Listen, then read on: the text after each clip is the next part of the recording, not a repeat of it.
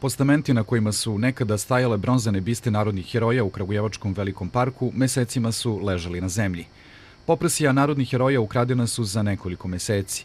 3 biste su spašene, ali na kratko. Sklonjene u magacin jednog preduzeća i pripremljene za ponovno postavljanje, volšebno su nestale iz magacina i njihova sudbina je danas nepoznata. Slično je i sa većinom spomenika podignutih nakon 45. godine. Tokom 2011. godine za svega 10 dana na teritoriji grada Kragujevca uništeno je ili ukradeno čak 7 spomenika podignutih nakon Drugog svjetskog rata. Na ruku vandalima ide i činjenica da se danas mali broj tih spomenika i održava.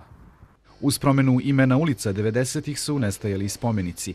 Iako je reč o kulturnim dobrima, uglavnom su završavali na crnom tržištu, pretopljeni i prodati po simboličnim cenama ili jednostavno uklanjani iz ideoloških razloga. Činjenica da istoriju pišu pobednici, ali nam se čini da 90. godina pojavio se jedan revizionistički pokret koji je želeo da promeni tu istoriju ili da ispravi njima znanu nepravdu. Uoči 70-godišnjice oslobođenja Kragujevca, pojedinih tragova o nekadašnjim spomen obeležjima jedino još ima u arhivama Gradskog SUBNOR-a. Svaki spomenik je deo sudbine toga naroda. I oni spomenici koji su podignuti posle narodnooslobodilačke borbe 1941. 1945. predstavljaju epopeju našeg naroda u borbi za slobodu protiv fašista i njihovih slugu. Odnos građana prema spomenicima, prema istoriji, više govori od bilo kakvih enciklopedija.